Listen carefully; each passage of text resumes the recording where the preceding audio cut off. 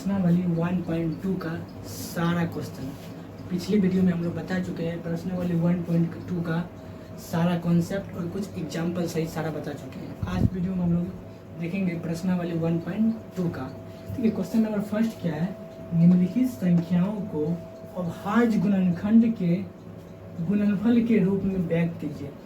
Question है, प्रत्येक जो दिया हुआ है क्वेश्चन उसका हम अभाज्य गुणनखंड के रूप में हम क्या करेंगे, व्यक्त करेंगे। ठीक है, फर्स्ट क्वेश्चन क्या है देखिए, पहले 140 यानी 140 है, उसको हम सबसे पहले क्या करेंगे 140 140 का वह सबसे छोटा संख्या जो 140 को पूरा के पूरा विभाज्य करे। सबसे छोटा संख्या क्या है 2 है, तो 2 से लेंगे, जब 2 से लगाएंगे 140 कितना लगेगा 2 से बन जाए 47 यानी 70 हुआ। फिर 2 से लगाएंगे 35 दूना 70 35 हुआ। फिर 2 से लगेगा 2 से नहीं लगेगा, 2 से लगेगा 5 से लगेगा 5 लगाएंगे 5 7 35 7 हुआ। फिर हम क्या लेंगे 7 से लगाएंगे 1 मरतबा हो जाएगा, 7 से लगाएंगे 1 मरतबा हो गया।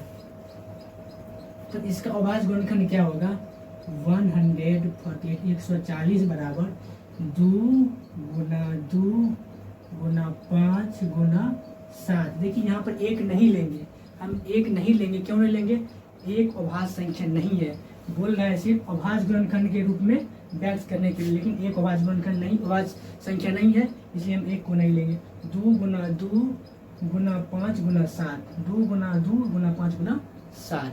ठीक है, सेकेंड नंबर क्या है 156 है, तो 156 156 है।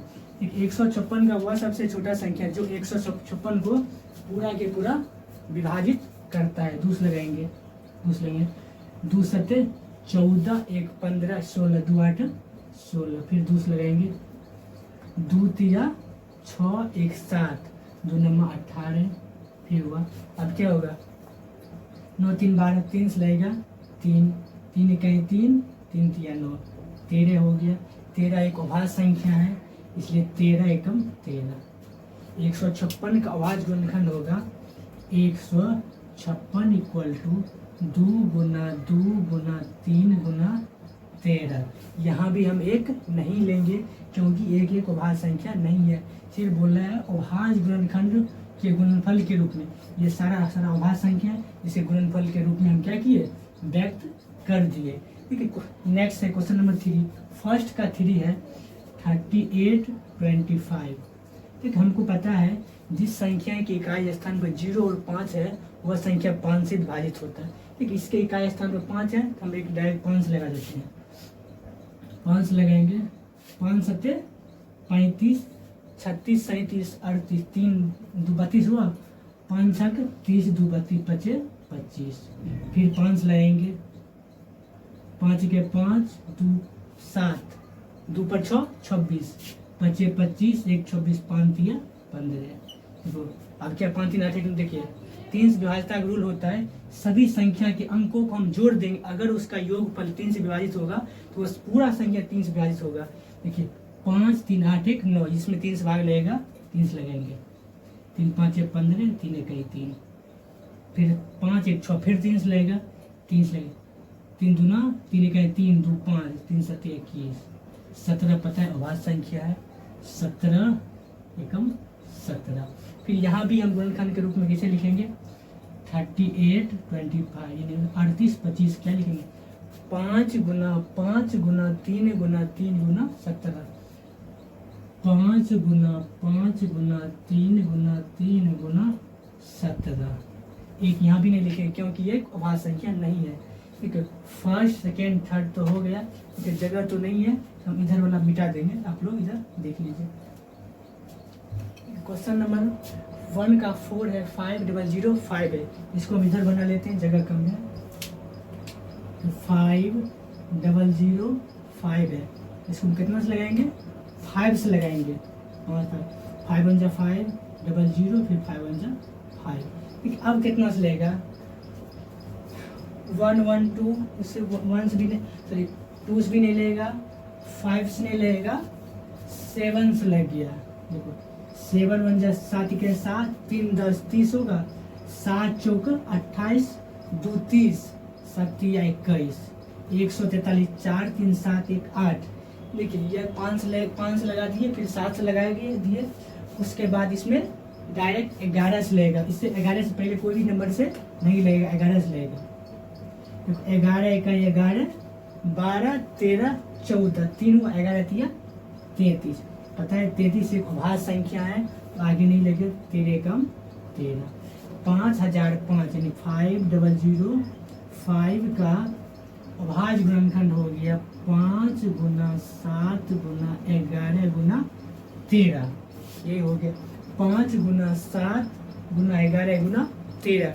क्वेश्चन नंबर फर्स्ट का 4 हो गया। और क्वेश्चन नंबर फर्स्ट ही में एक और है 5 नंबर, वो देखिए क्वेश्चन नंबर फर्स्ट का 5 नंबर है 74 29। देखिए इसमें 17 से पीछा ऐसा कोई भी नंबर नहीं है जिसमें 74 29 को विभाजित कर देगा, डायरेक्ट 17 से लगेगा। तो हम लोग लगाते हैं 17 से। देखो 17 दिया 51, 17 चौका 68 हो गया। 74 29 में इसे 17 से पहले ऐसा कोई भी नंबर नहीं है जो 17 से डिवाइड कर दे। 17 से लगाए 437, आप लोग करके देख लीजिएगा। फिर हम 19 से लगाएंगे, 19 437 से विभाजित भाग दिए 23 बार में लगेगा। 23 से कहते हैं 23 एक अभाज्य संख्या है, जिसको हम अभाज्य संख्या गुणनफल के रूप में लिखते हैं। 74 29 इक्वल टू हो गया 17 गुना 19 गुना 23। ये तीनों अभाज्य संख्या है, एक अभाज्य संख्या नहीं है, इसलिए उसको हम नहीं लिखे। I hope question number first आपको क्लियर में समझ आ गया होगा। अब देखते हैं question number second. Question number 2 हम लोग देखेंगे। क्वेश्चन नंबर 2 क्या कहता है, पूर्णांकों के निम्नलिखित युग्मों के HCF और LCM ज्ञात कीजिए तथा इसकी जांच कीजिए कि दो संख्याओं के गुणनफल बराबर होता है। HCF गुना LCM, कोई दो संख्या दिया है, इन दोनों को मल्टीप्लाई यानी गुणनफल बराबर होगा दोनों संख्या के LCM और HCF का। वही हम लोग बोला है जांच करने के लिए। ठीक है, सबसे पहले हम क्या निकालेंगे, HCF और LCM निकालेंगे। इसके लिए हमको LCM लेना पड़ेगा। 26 और इधर क्या 91, दोनों का अभाज्य गुणनखंड हम लोग करेंगे। देखो 2 से लगाएंगे कितना होगा 13 होगा। फिर 13 एक अभाज्य संख्या, आगे नहीं लगेगा, इसलिए इसी जगह हम 13 का ही 13 लिख देंगे। फिर 51 है, उसमें हम किससे लगाएंगे 7 से लगेगा, 7 से लगाएंगे 13 7 51 होगा। फिर 13 से लगाएंगे 1 होगा। देखो 26 का अभाज्य गुणनखंड होगा 2 गुना 13 हो गया। फिर 51 हो जाएगा 7 गुना 13, यही होगा दोनों का अभाज्य गुणनखंड।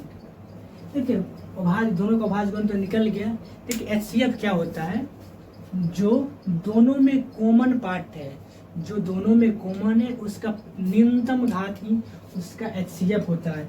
जैसे 13 पावर 1 होगा, नहीं कुछ है, यहाँ भी 1 हो गया, दोनों में कॉमन तो यही है, न्यूनतम घात भी यही हो गया।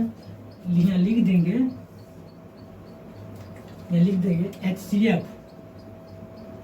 HCF ऑफ किसका 26 यानी 26 और 51 बोला है।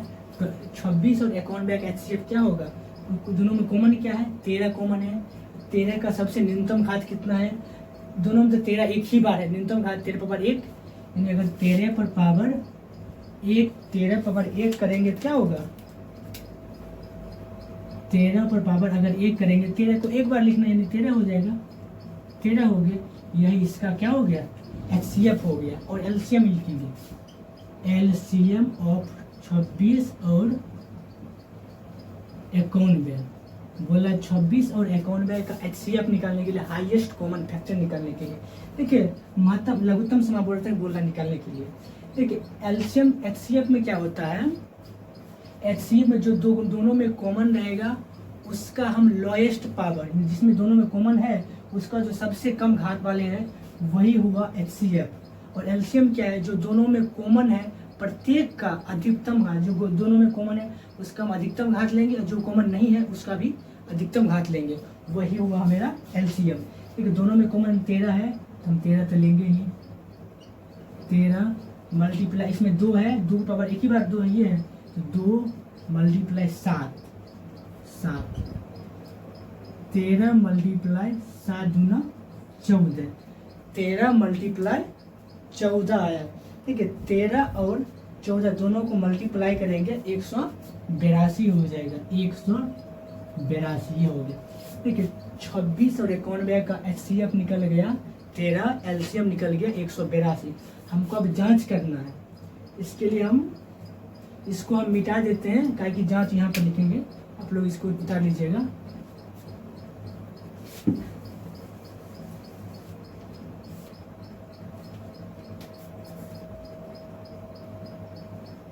जांच यहाँ लिखेंगे क्या, दो संख्याओं का गुणनफल, दो संख्याओं का गुणनफल बराबर, दो संख्या मेरा क्या है 26 है, 26 गुना 91, दो संख्या, पहला संख्या मेरा 26 है, दूसरा संख्या 91 है। 26 और 91 दोनों को हम गुना करेंगे तो 23 66 होगा। आप लोग करके देख लीजिएगा, 26 और 91 दोनों को हम मल्टीप्लाई करेंगे तो 23 एवं 66 आएगा। तो दो संख्या गुणनफल तो निकल गया। अब क्या HCF और LCM बोलना है, HCF मल्टीप्लाई LCM। HCF मेरा क्या है 13 है, 13 आएगा। LCM क्या है 182 है, 182 वो भी लिख देंगे। अब इस दोनों को गुना करेंगे तो उसमें भी 23 66 दोनों में आएगा। आप लोग गुना करके एक बार देख लीजिए, 13 और 182 दोनों को हम गुना करेंगे 23 66 आया। देखिए अब भी जगह नहीं बचा, उसको हम साइड में कहीं लिख दें, यहाँ पर लिख देंगे, इसके नीचे आप लोग लिखिएगा अतः, ऐसे अतः दो संख्याओं का गुणनफल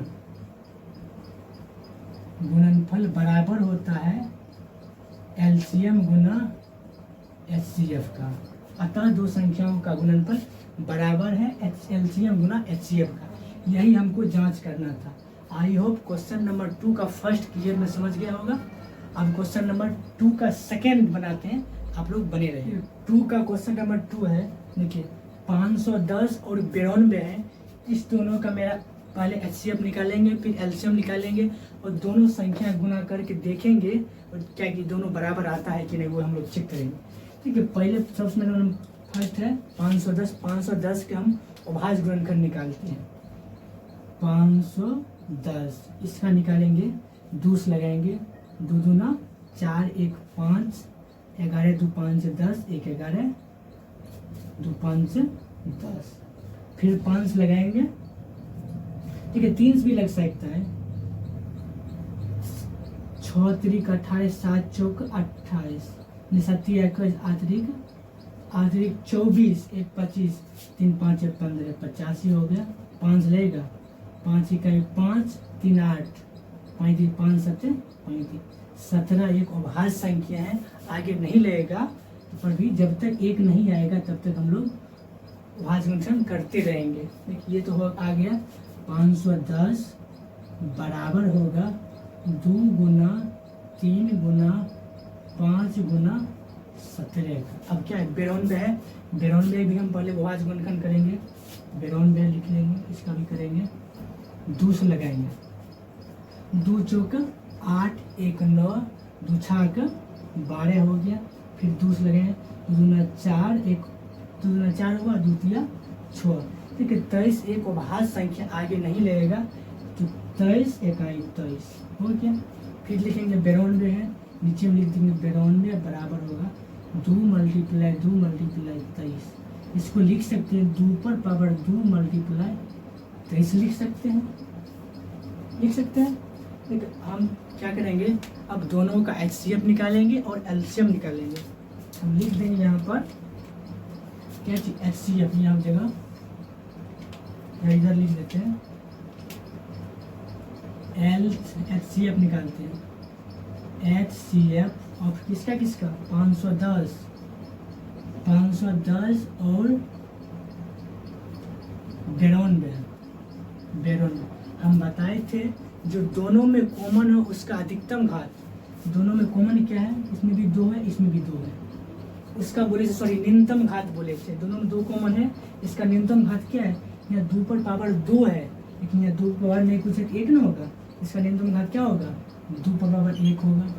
अब क्या है, यहाँ 3 है इसमें 3 तो है नहीं, 5 है इसमें 5 नहीं है, 17 है 17 नहीं है, बस हो गया। यही 2 पर पावर 1 का मतलब हुआ 2, यही क्या होगा इसका HCF हो गया। अब देखो एलसीएम क्या होता है, लिखेंगे LCM ऑफ क्या जी 510 और 92। देखो इसमें क्या है, जो दोनों में शामिल हो या ना हो प्रत्येक का अधिकतम घात लेंगे। देखिए यह क्या है 2 है, 2 पर पावर 2 बार है तो लिख दिए 2 पर पावर 2 मल्टीप्लाई, अब क्या है 3 है इसमें 3 नहीं है तो पर भी 3 लेंगे, 3 मल्टीप्लाई 5 है इसमें नहीं है तो पर भी लिख देंगे 5 मल्टीप्लाई 17 है इसमें नहीं, नीचे वाला नहीं है तो पर भी ले लेंगे 17, 17 मल्टीप्लाई नीचे में 23 है तो 23 लेना ही है 23। आप लिखिए 2 ना 4 दिया 12 5 60 मल्टीप्लाई 17 मल्टीप्लाई 23 हो गया 60 17 और 23। जब तीनों को हम मल्टीप्लाई करेंगे तो 23 460 आ जाएगा, 23 460 आ गया। आप लोग मल्टीप्लाई करके इसे देख लीजिए 60 17 और 23, जब तीनों को हम मल्टीप्लाई करेंगे तो हो गया 23 460 आ जाएगा। हम HCF हो गया, LCM हो गया। अब क्या करेंगे जांच करेंगे, ठीक है। जांच के लिए जगह तो नहीं है, हम इस साइड मिटा देते हैं ताकि आपको समझ में आ जाएगा। इसमें बताया भी है जांच कीजिए कि 2 संख्याओं का गुणनफल बराबर होगा HCF और LCM के गुणनफल का। यहाँ लिख देंगे जांच,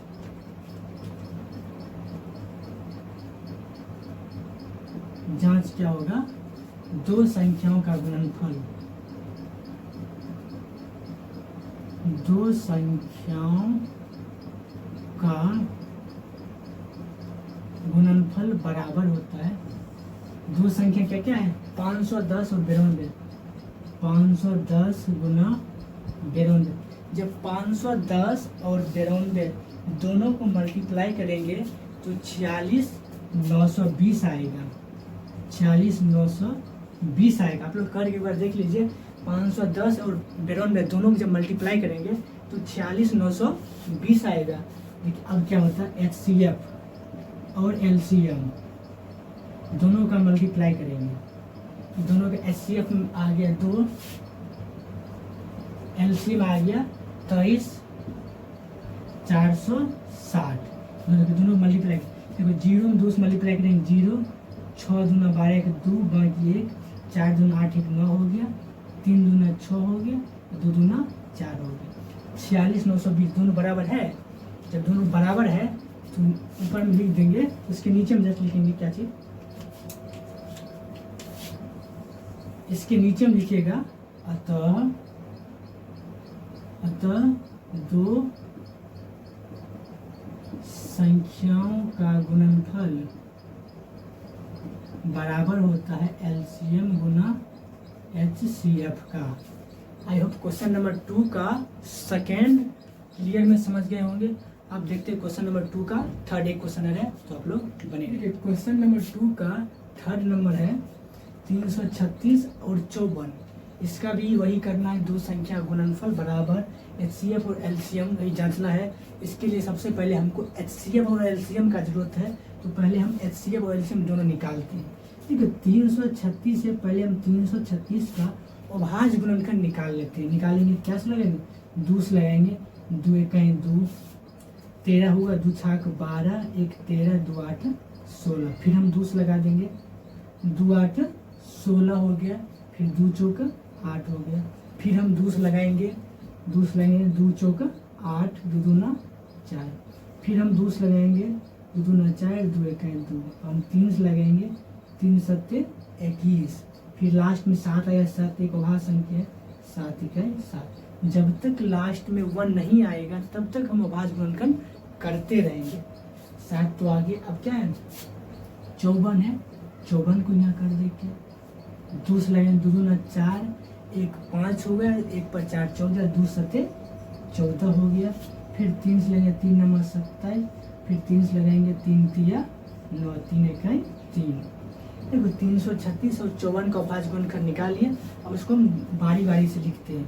300 यहाँ पर लिख देते हैं 336 है, 336 क्या है 1 2 3 4, 4 बार 2 है, 1 2 3 4 है। फिर 3 गुना 7 है, गुना 3 गुना 7। देखो हम लिख सकते हैं यहाँ पर 2 जो है कितना बार है 2 4 बार है, 4 बार है 1 2 3 4। इसको हम लिख सकते हैं 2 पर पावर 4 तो लिख सकते हैं। 2 पर पावर 4 का मतलब है 2 को 4 बार मल्टीप्लाई किया, 2 मल्टीप्लाई 2 मल्टीप्लाई 2 मल्टीप्लाई 2 हो गया। फिर 3 मल्टीप्लाई 1 है, इसमें क्या है 3 पावर की 1 बार है, 3 पावर 1 दे देंगे, मल्टीप्लाई 7 एक ही बार है, 7 पावर 1 दे देंगे। अब क्या है 54 है, तो हम 54 लिख लेते हैं, इसका भी लिखते हैं 54 है। इसको हम क्या करेंगे 2 तो 1 बार है, पर 3 जो है 3 बार है, 1 2 3 लिख देंगे, 1 2 3 है। इसको यहाँ भी लिख सकते हैं। 2 कितना बार है 2 1 बार है, इसलिए 2 पर पावर 1 हो जाएगा, 2 पर पावर 1 हो गया। मल्टीप्लाई 3 कितना बार है 3 बार है, इसलिए अब लिख देंगे 3 पर पावर 3। ठीक, HCF निकालने के लिए सबसे पहले हम देखेंगे कि दोनों में पहले कॉमन क्या है, पहले वो हम चेक करेंगे। देखिए यहाँ भी 2 है, यहाँ भी 2 है, 2 कॉमन है, HCF लिखाएंगे HCF ऑफ क्या कितना 316 336 और 54 दोनों का क्या निकालेंगे HCF निकाले। जो दोनों में कॉमन है उसका न्यूनतम घात लिखेंगे। जो दोनों में कॉमन है 2 को कॉमन है, इसका न्यूनतम घात क्या है 1 है, इसीलिए 2 पर पावर 1 ले लिए। फिर आप दोनों में कॉमन क्या है 3 कॉमन है, यहाँ भी 3 है, यहाँ भी 3 दोनों में जो कॉमन है उसका न्यूनतम घात वाले लेंगे। 3 पर पावर यहाँ 3 है, यहाँ 1 है, तो पावर कम इसमें ना है, इसलिए 3 पर पावर 1 हो जाएगा। अब क्या होगा, अब कुछ यहाँ 7 है, यहाँ कुछ भी नहीं है, बस ये 2 पर पावर 1 का मतलब हुआ 2, मल्टीप्लाई 3 पर पावर 1 का मतलब हुआ 3। 2 और 3 से गुना कीजिए कितना होगा 6 हो गया, बराबर 6 इसका HCF होगा। ठीक, अब LCM हम निकालेंगे, इसलिए LCM अब किसका 336 और 54, इसका HCF LCM भी निकालेंगे। ठीक है, जो दोनों में कॉमन है उसका अधिकतम घात लेंगे। दोनों में तो यहाँ क्या है, यहाँ 2 है, इसका अधिकतम घात कितना है 2 पर पावर 4, यहाँ लिख देंगे 2 पर पावर 4 मल्टीप्लाई। फिर जो कॉमन है 3 है, इसमें भी है, इसमें भी है, इसका अधिकतम घात कितना है 3, इसमें एक ही ना है, इसलिए 3 पर पावर 3 ले लेंगे, 3 पर पावर 3 मल्टीप्लाई। अब क्या जो बच गया वो भी लिखा जाएगा 7 पर पावर 1। देखो 2 पर पावर 4 का मतलब है 2 को हम 4 बार मल्टीप्लाई करेंगे, 1 2 3 4। देखिए 2 पर पावर 4 का मतलब हुआ 2 को 4 बार मल्टीप्लाई करना, 1 2 3 4, 2 मल्टीप्लाई 2 मल्टीप्लाई 2 मल्टीप्लाई 2, ये हो गया। अब क्या है मल्टीप्लाई 3 पर पावर 3 का मतलब हुआ 3 को 3 बार मल्टीप्लाई 3 मल्टीप्लाई 3 मल्टीप्लाई 3 हो गया, मल्टीप्लाई 7।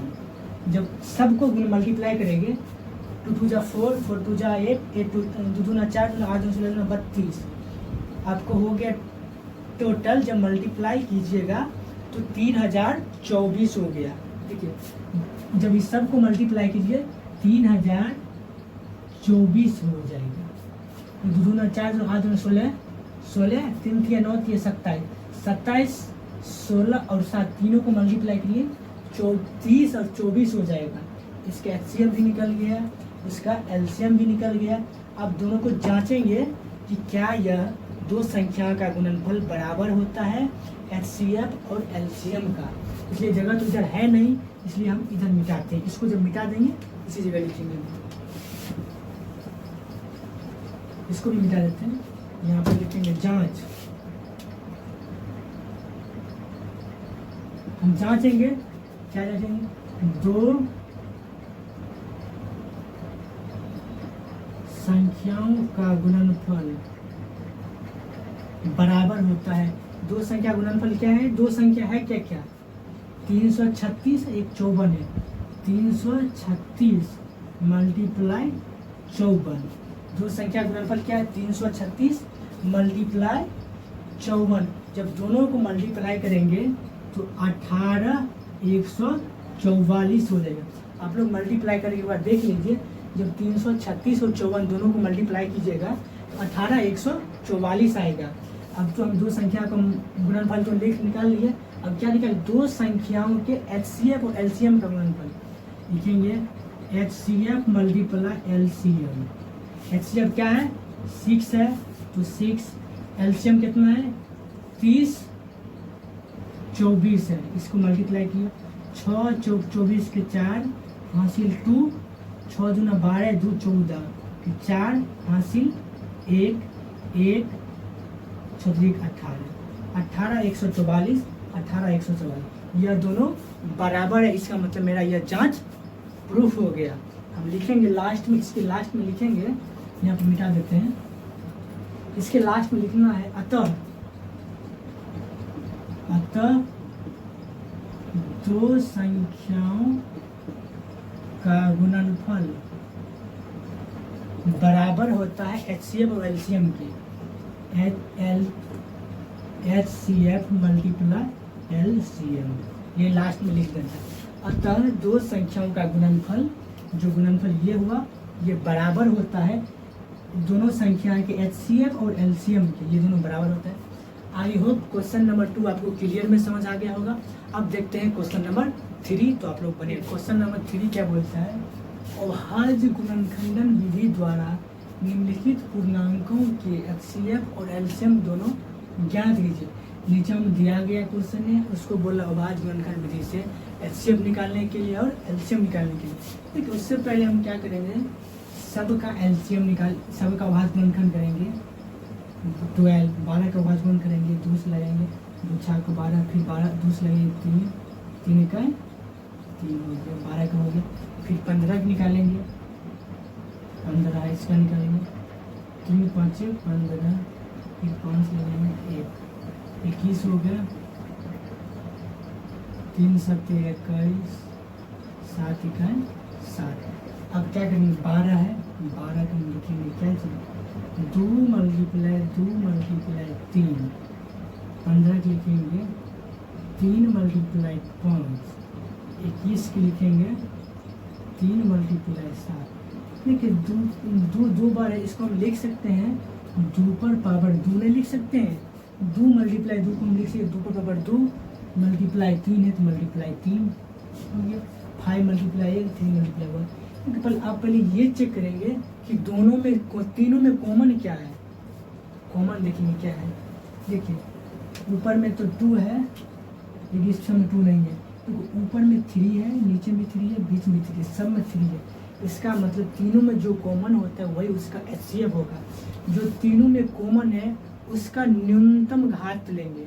जो तीनों एक है 3 पर पावर 1 3 पर पावर 1 3 पर पावर 1, 3 का मतलब 3 पर पावर 1 हुआ, इसीलिए लिखेंगे HCF। इसी जगह लिख देते हैं HCF अब किसका? 12, 15 और 21 21। तीनों कॉमन क्या है? 3 पर पावर क्या? 1 है। यहीं भी 1 है, यहाँ भी 1, यहाँ भी 1, 3 पर पावर 1 3 पर 1 मतलब 3। इसका HCF यही होगा। अब क्या निकालेंगे? LCM निकालेंगे। तो लिखेंगे LCM ऑफ 12 15 और 21। तीनों का LCM निकालेंगे। क्या जो तीनों में शामिल है तो लेवे करेंगे 3 3 3। उसका अधिकतम पावर 3 तो एक ही बार है, उसका अधिकतम पावर 1 न होगा। अधिकतम नहीं तो दोनों बराबर ही होगा। 3 पावर 1। अब क्या है? 2 है और इसमें 2 नहीं है तो बाद में 2 पर पावर 2 ले लेंगे मल्टीप्लाई। यहाँ 5 है वो भी ले लेंगे मल्टीप्लाई। यहाँ क्या है? 7 है, ये भी ले लेंगे 7। देखो 2 दूना 4, 4 5 20, 20 3 60, 60 67 42, यानी 420 एलसीएम इसका आएगा। एलसीएम ऑफ 12, 15 और 21, इसका एलसीएम आया 420 और एचसीएफ आया 3।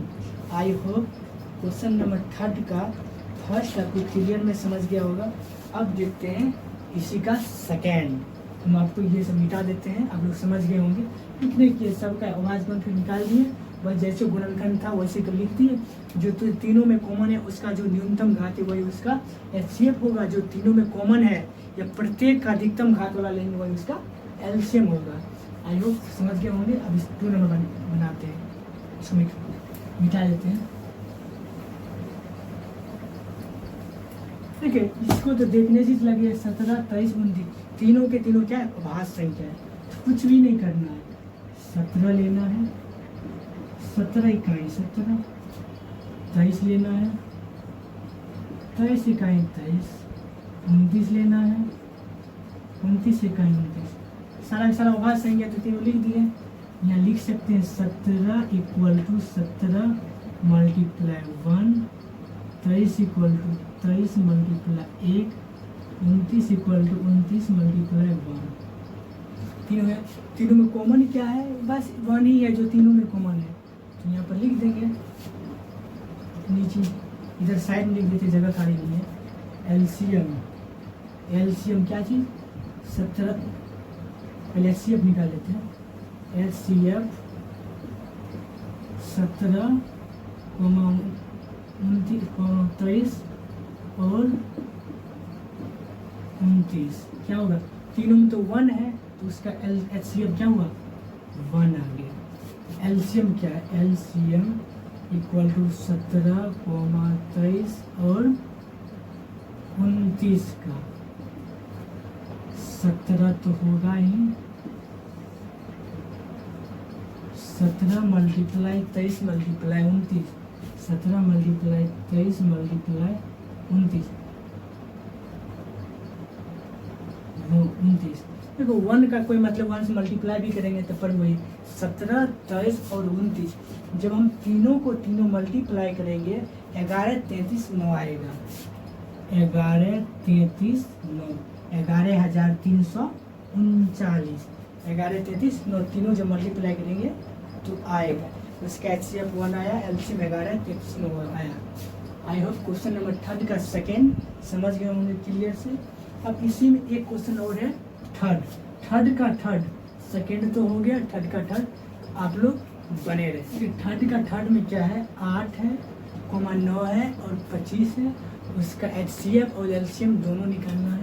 देखो 8 है, सबसे पहले 8 का अभाज्य गुणनखंड निकालेंगे, 2 से लगेंगे 4 होगा, फिर 2 से लगाएंगे 2 होगा, फिर 2 से लगाएंगे 1 होगा। 8 तो हम लिख सकते हैं 2 × 2 × 2 × 1, 2 पर पावर 4 लिख सकते हैं, मल्टीप्लाई 1। 9 को लिख सकते हैं 3 × 3 × 3 1, ये ना होगा। इसको यहाँ लिख देते हैं 2 पर पावर 3 मल्टीप्लाई 1, 9 है तो 9 = 3 × 3 × 1, यानी 3 पर पावर 2 मल्टीप्लाई 1। यहाँ 25 है, 25 को हम करेंगे कितना लगाएंगे, 5 लगाएंगे, 25, फिर 5 इकाई 5, 25 बराबर लिख देंगे 5 × 5 × 1, 25 बराबर 5 × 5 × इसको लिख सकते हैं 5 पर पावर 2 मल्टीप्लाई। देखो 8 के 2 कितना है, 1, 2, 3, इसीलिए 2 पर पावर 3 लिखे, मल्टीप्लाई 1 आया। फिर 9 में क्या है, 1, 2, 3 है, लिखेंगे 9 बराबर 3 मल्टीप्लाई 3 मल्टीप्लाई 1। 9 को लिख सकते हैं 2 को 3 को 3 पर पावर 2 मल्टीप्लाई 1।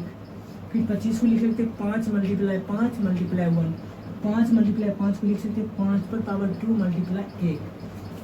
देखो अब क्या करना है, एचसीएफ निकालना है, जो तीनों में कॉमन, तीनों में तो 1 एन कॉमन है, इसका एचसीएफ तो 1 आएगा, लिख देंगे एचसीएफ किसका 8, 9, 25, 8, 9 और 25 तीनों का एचसीएफ क्या आया, 1 आया, क्योंकि 1 तीनों में कॉमन है, वैनिस्ट है, 1 आया।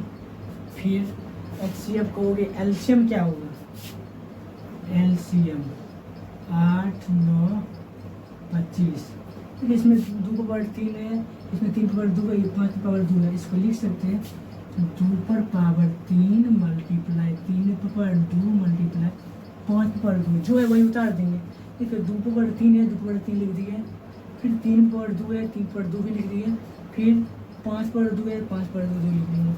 3 पर पावर 2 पर पावर 3 का मतलब 2 दूना 4 दूना 8, 8 मल्टीप्लाई 3 पावर 2 का मतलब हुआ 3 दिया 9 मल्टीप्लाई 5 पर पावर 2 का मतलब हुआ 25। जब 9, 8 और 25 जब तीनों को मल्टीप्लाई करेंगे 1800 होगा, 1800। देखो 25 8 200, 2 नमा 18 पर 00, 1800 हो गया। यही इसका एलसीएम आया, यही एलसीएम आया, ये एचसीएफ है। वही पूछ रहा है, एचसीएफ और एलसीएम दोनों पूछ रहा है। आई होप क्वेश्चन नंबर 3 का फर्स्ट, सेकेंड और थर्ड क्लियर में समझ गए होंगे। अब देखते हैं क्वेश्चन नंबर 4, आप लोग बने रहे। क्वेश्चन नंबर 4 है एचसीएफ ऑफ 306, 657, 306 और 657 का एचसीएफ 9 दिया है। एलसीएम ज्ञात करने के लिए बोल रहा है, नहीं 2 संख्या दिया है, दोनों का एचसीएफ दिया है और एलसीएम नहीं दिया है। ठीक है, थोड़ा देर पहले हम क्वेश्चन नंबर 3 में हम देखे थे, जांच में 2 संख्या का गुणनफल बराबर होता है एचसीएफ गुना एलसीएम। तो क्या क्या दिया है पहले लिख देंगे हम, तो हल क्या है, क्या क्या दिया है लिख देंगे। दिया है क्या है, एचसीएफ ऑफ किसका 306, 657, दोनों का एचसीएफ कितना है 9 दिया है, 9 लिख दिया। हमको पूछता क्या है, एलसीएम ऑफ 306, 657, इसका एलसीएम नहीं मारो, इसका हम वाट दे दिए। हमको पता है कि 2 संख्याओं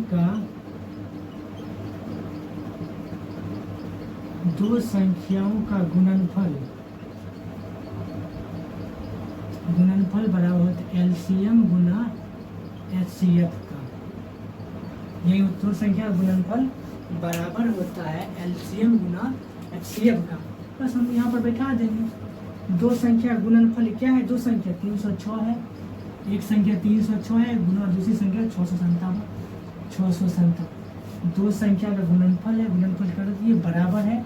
एलसीएम क्या है, एलसीएम हमको नहीं पता है तो लिख देंगे एलसीएम मल्टीपल। एचसीएफ क्या है 9 है तो 9 लिख देंगे, बस हो गया। बस अब काट कुट देना है। देखिए एलसीएम बराबर होगा, इसीलिए एलसीएम बराबर होगा 306 गुना 657 का। अब गुना में इधर आएगा भाग में, तो कटने उठने वाला है, हाँ ये कट जाएगा। 9 तिया 27, 7 3 10, 36 हो गया, 9 चौक 36, यानी 34 मल्टीप्लाई 657 एलसीएम आया। एलसीएम क्या है 34 गुना 657। जब हम दोनों को गुना करेंगे 34 और 657 का 22 33 8 आएगा, 22 33 8 आएगा। आप लोग दोनों को गुना करके देखिए, 22 33 और 8 आएगा। लिख देंगे क्या चीज, एलसीएम। किसका एलसीएम निकला 306, 657। इसका एलसीएम आया 22 33 8, 22,338, यही आएगा एलसीएम।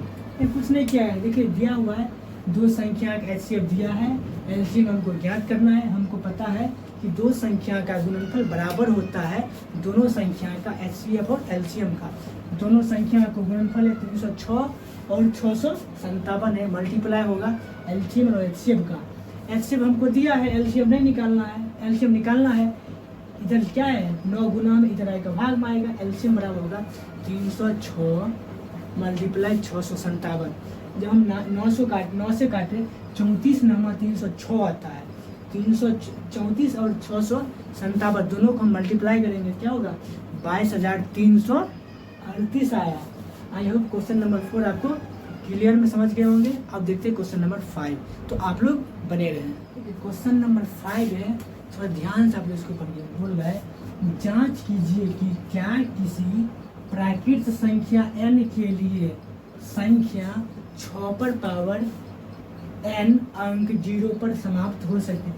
ठीक है, क्या है पहले ध्यान देखिए, प्राकृत संख्या क्या है, प्राकृतिक संख्या क्या है, गिनती की संख्या का हमको प्राकृत संख्या n के लिए n का मान क्या है, प्राकृत संख्या यानी n बराबर 1 हो गया, 2 हो गया, 3 हो गया, 4 हो गया, 5 यानी अनंत तक जाते रहेगा, कुछ भी हो सकता है। तो बोला 6 पर पावर n अंक जो है वो 0 पर समाप्त हो, यानी 6 पर पावर जो n है, n का मान ऐसा क्या हम रखेंगे कि उसका जो आंसर आएगा, उसका जो घात पर ऐसा क्या रखेंगे कि उसका पावर करने के बाद वो अंक 0 पर समाप्त हो। जैसे एग्जाम्पल के लिए अगर 6 पर पावर n है, हमको पता है n बराबर 1 लिख सकते हैं, 6 पर पावर n को हम क्या लिख सकते हैं 6, अगर 6 पर 2 है 6 36, 6 पर 3 है क्या 6 36, 6 कितने हो जाएगा, बहुत ज़्यादा 10 और कुछ आएगा, यानी कि 6 आया यानी इसमें भी 6 आता है। क्या उसका जो अंक है 0 पर समाप्त हो, या इकाई जो अंक है वो 0 पर हो गया, हो रहा है कि नहीं, कैसे होगा हमको पता नहीं है। हम कितना जांचते रहेंगे, प्राकृतिक संख्या तो अनंत है, हम कितना देते रहेंगे कि हमको पता लग जाएगा कि 0 पर समाप्त है। इसके लिए क्या ट्रिक है देखिए, ठीक, अगर आपको हम बोलेंगे 10 है, इसके इकाई स्थान पर 0 है, 20 है, इसके इकाई स्थान पर 0 है, 30 है, यानी 40 है, 50 है, इसे सब की इकाई स्थान पर 0 है। 10 को हम क्या लिख सकते हैं 2 × 5 नहीं लिख सकते हैं, इसको लिख सकते हैं 4 × 5, 6 × 5, 20 को 8 × 5, 8 5 नहीं लिख सकते हैं। उसके बाद 10 × 5 लिख सकते हैं। इसको हम एक चीज़ और लिख सकते हैं, 4 को हम लिख सकते, इस 4 को 2 × 2 लिख सकते हैं। 5 है तो इसको हम × 5 लिख सकते हैं। इस 6 को हम लिख सकते हैं 3 × 2 लिख सकते हैं, उधर 5 है तो 5 लिख सकते हैं। 8 को लिख सकते हैं 4 × 2 8 हो गया, ×5 है तो ×5 लिख सकते हैं। 10 को लिख सकते हैं 5 × 2 ×5 है तो 5 लिख सकते हैं। इस सब में एक बात तो कॉमन आप लोग देखे होंगे, जिसके इकाई स्थान पर अगर 0 आएगा उसमें 2 5 तो सब में है, देखो 2 5 तो सब में आ रहा है, इसीलिए किसी भी संख्या का अंक 0 पर तभी समाप्त होगा जब उस संख्या का अभाज्य गुणनखंड में 2 और 5 दोनों आए। इस संख्या 6 है, 6 के जब अभाज्य गुणनखंड में 2 3 6, 2 और 3 आए, लेकिन ये इसमें 5 नहीं है। हम बोल सकते हैं अगर कोई भी संख्या 6 पर पावर n अगर 0 पर समाप्त होगी तो उस संख्या को अगर अभाज्य गुणनखंड करेंगे तो उसमें 0 और 5 अनिवार्य रूप से उपस्थित होना चाहिए, तभी वो अंक 0 पर समाप्त होगा, अन्यथा वह 0 पर समाप्त नहीं होगा। तो वही चीज़ हम आपको लिखते हैं, एक वही चीज़ हम लिख दिए, यदि किसी संख्या के अभाज्य गुणनखंड में 2 और 5 अनिवार्य रूप से उपस्थित है तो वह संख्या 0 पर समाप्त होती है।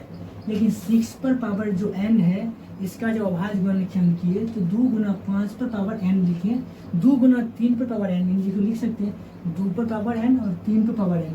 लेकिन 6 पर पावर n में 5 नहीं है, तो n का ऐसा कोई भी मान नहीं है जो 0 पर समाप्त होगी। वही चीज़ फिर हम यहाँ नीचे ऊपर लिख देते हैं, इसके नीचे जो है वो चीज़ ऊपर हम लिख देते हैं, आप लोग देखिए, ठीक है। वही चीज़ फिर लिख देंगे 6 पर पावर, देखिए 6 को लिख सकते 2 × 3 पर पावर n, तो 2 पर पावर n 3 पर n, लेकिन 5 पर 5 तो नहीं है, लेकिन 6 पर पावर n की अभाज्य गुणनखंड में 5 उपस्थित नहीं है, 5 उपस्थित नहीं है, अतः n के किसी भी मान के लिए 6 पर पावर n 0 पर समाप्त नहीं होगी। अगर इसमें 5 हो जाता है तो उसका मान जो है 0 पर समाप्त हो जाता है, लेकिन 5 तो आया ना, इसलिए 0 पर n का ऐसा कोई भी मान नहीं है जिसके लिए वह 0 पर समाप्त हो जाएगा। आई होप क्वेश्चन नंबर 5 आपको क्लियर में समझ गया होंगे। अब देखते हैं क्वेश्चन नंबर 6, तो आप लोग बने रहें। देखिए क्वेश्चन नंबर 6 है, व्याख्या कीजिए कि 7 × 11 × 13 जो 13 और 7 × 6 × 5 × 4 × 3 × 1 जोड़ 5 भाज्य संख्या क्यों है, क्योंकि इसमें क्या है, मेन पॉइंट है आपका ये भाज्य संख्या। भाज्य संख्या किसको कहते हैं परिवार, वैसा संख्या जिसका गुणनफल 2 या 2 से अधिक हो, जिसका गुणनफल क्या हो, या तो 2 हो या 2 से गुणन हो, जिसका गुणनफल 2 से अधिक होना चाहिए उसको हम बोलते हैं भाज्य संख्या। ठीक है, उसमें क्या है, ये है संख्या, ये है और दूसरा संख्या ये है, बोला ये सब भाज्य संख्या क्यों है, वही रीजन बताने के लिए। देखो इसको हम जो फर्स्ट है इसको हम ए मान लेते हैं, माना ए बराबर क्या है 7 मल्टीप्लाई 11 मल्टीप्लाई 13 मल्टीप्लस 13। देखो आपको ध्यान से देखने पर इसमें यहाँ से लेकर यहाँ मल्टीप्लाई, इसमें भी 13 है, ऐड के बाद इसमें भी 13 है, तो हम 13 कॉमन ले सकते हैं। तो क्या करेंगे 13 हम कॉमन ले लेंगे, 7 मल्टीप्लाई 11 मल्टीप्लाई 1 प्लस 1 हो जाएगा, 13 इंटू 11 7 जा 11 77 हो जाएगा, 77 प्लस 1 क्या 13 मल्टीप्लाई 78। इसमें इसका जो गुणनखंड है, इसका गुणनखंड 2 से अधिक ना है, 13 है, 78 को भी गुणनखंड कर सकते हैं। इसका गुणनफल 1 के अलावा 2 गुणनखंड है, तो वही चीज इसमें हम लिख देंगे, वही चीज इसमें हम लिख देंगे। इसका जो गुणनखंड है 2 से अधिक है, तो यह एक भाज्य संख्या है, एक वही चीज लिख सकते हैं, अतः यह भाज्य संख्या है, भाज्य संख्या है।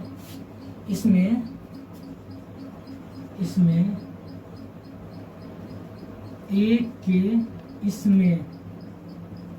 एक के अलावा 2 अन्य गुणनखंड है, देखिए यह एक भाज्य संख्या है क्योंकि इसमें अभाज्य गुणनखंड में एक को छोड़कर अन्य 2 गुणनखंड है, वही अतः यह भाज्य संख्या, इसमें एक के अलावा 2 अन्य गुणनखंड है, एक को छोड़कर अन्य 2 गुणनखंड है, तो इसीलिए यह क्या है भाज्य संख्या। फर्स्ट हो गया, ऐसे का सेकेंड है, इसको हम बी मान लेते हैं, माना बी बराबर क्या होगा 7 6 5 4 3 2 1 प्लस 5। इसमें भी 5 कॉमन आ जाएगा, 5 जब कॉमन लेंगे 7 6 1 5 जगह पर लिख देंगे, फिर 4 3 2 1 प्लस 1 लिख देंगे। जब उस सारे को जब गुना करेंगे तो 1000 5 इंटू 1000 8 हो गया, प्लस 1 है 1, तो 5 मल्टीप्लाई 1000 9 हो गया।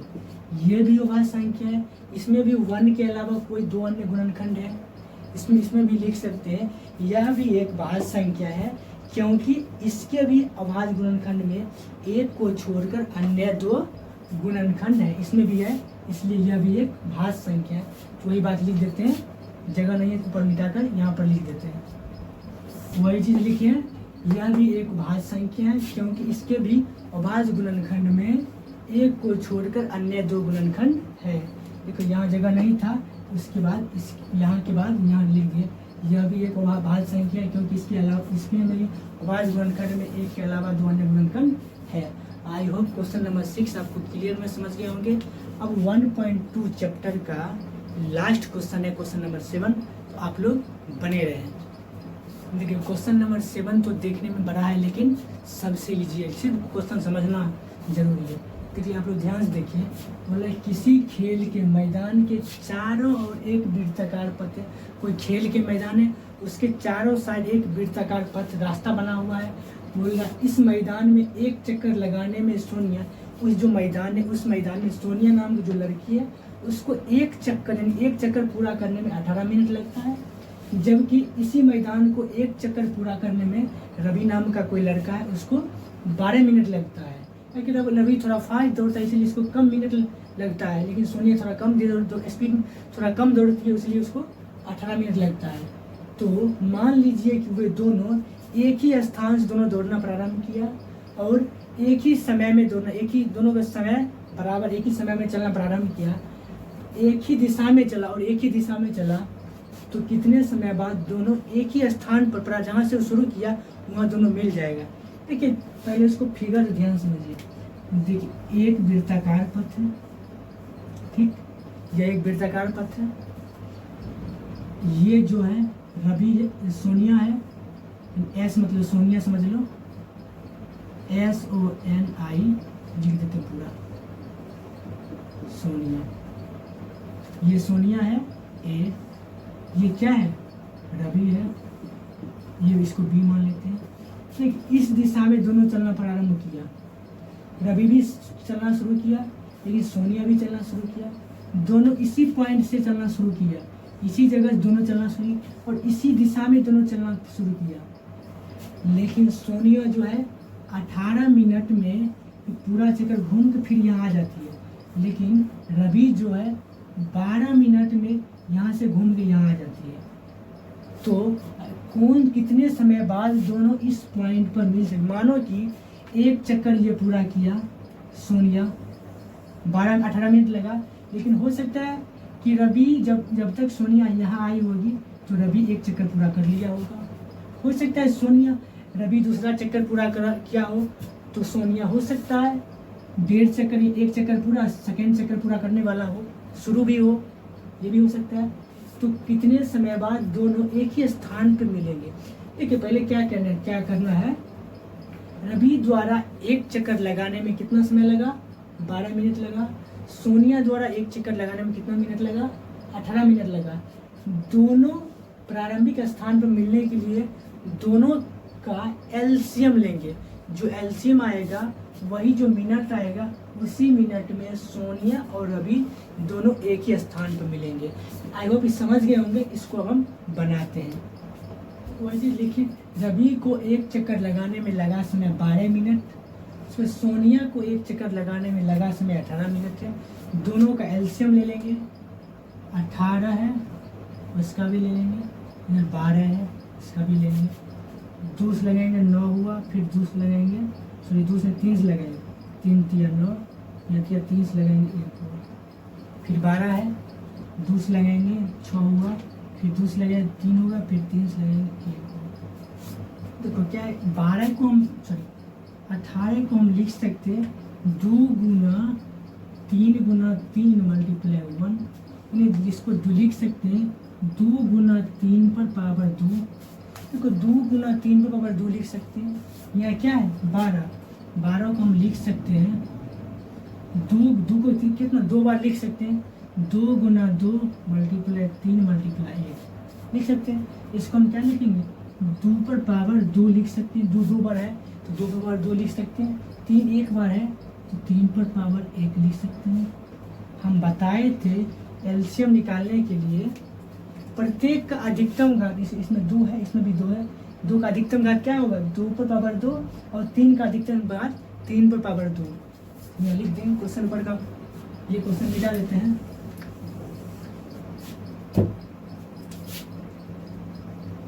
एलसीएम अब कितना 12, 18, 12 क्या होगा 2 है, 2 पर पावर अधिकतम घात क्या होगा 2 पर पावर 2 होगा, लिख देंगे 2 पर पावर 2। 3 का अधिकतम घात क्या होगा 3 पर पावर 1 है, या 3 पर पावर 2 है, अधिकतम घात 3 पर पावर 2 होगा, लिख देंगे 3 पर पावर 2। 2 दूना 4 गुना 3 3 9, 9 चौक 36, 36 क्या है मिनट, सारा सब मिनट में, ये भी 36 मिनट होगा। पुनः दोनों 36 मिनट बाद एक ही स्थान पर मिलेंगे, तो लिख देंगे रवि और सोनिया, यहाँ पर लिख देंगे